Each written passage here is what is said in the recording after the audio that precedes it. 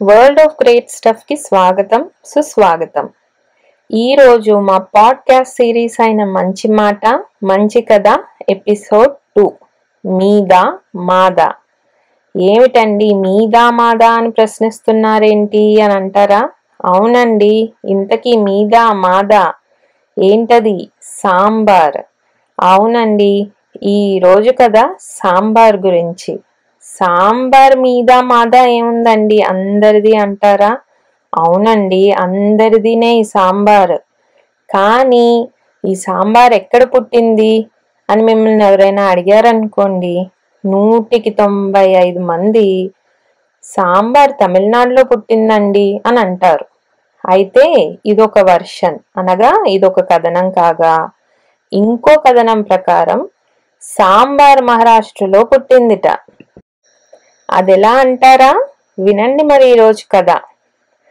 సాంబాజీ అనే ఒక రాజు తాంజోర్ని పాలిస్తూ ఉండగా ఒకరోజు ఆయన వంటవాడిని వరన్ అనే ఒక మరాఠీ వంటకాన్ని చేయమని పురమాయించాట.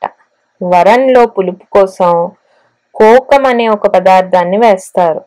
ఆ రోజు వంటవాడి దగ్గర పాపం అది లేకపోవడంతో చింతపండుని వాడట. చింతపండు వాడటంతో పాటు ఆ వరంలో రకరకాల కాయగూరలు వేశాట. అంతా పూర్తయ్యాక రాజుగారికి పెట్టగా రాజుగారు చాలా బాగుంది, ఇది ఏంటి అని అడిగాట. ఈరోజు కొత్తగా చేశానండి, దీనికి ఏ పేరు పెట్టాలో నాకు ఇంకా తెలీదు, మీరే ఏదో ఒక పేరు పెట్టండి అని అడిగాట. అయితే సాంబాజీ గారు నేను కాదు నువ్వే పెట్టు అని చెప్పాట. మరి రాజభక్తితో ఈ వంటకానికి సాంబార్ అనే ఒక పేరు పెట్టాట. అనగా సాంబాజీ పేరు మీద సాంబార్ అని పేరు వచ్చిందండి. ఇది ఇంకొక వర్షన్, అంటే ఇంకో కథనం. కథనాలేదైనా సాంబార్ అంటే సాంబారేనండి, అన్నింటితోని చాలా బాగుంటుంది. అవునా కాదా? మనం రోజు తినే ఆహారము, చేసే పనుల వెనకాల ఎన్ని ఇంట్రెస్టింగ్ స్టోరీస్ ఉన్నాయో చూసారా?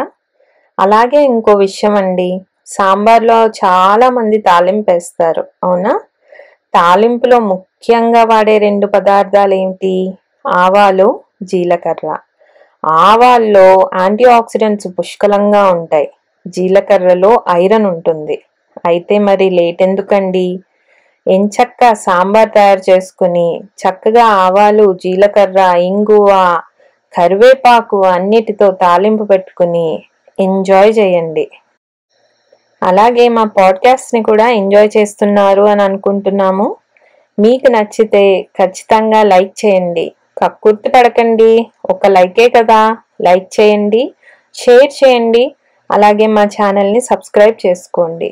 ఇలాంటి మరిన్ని విశేషాలతో మీ ముందుకి మళ్ళీ వస్తాము. అప్పటి వరకు సెలవు.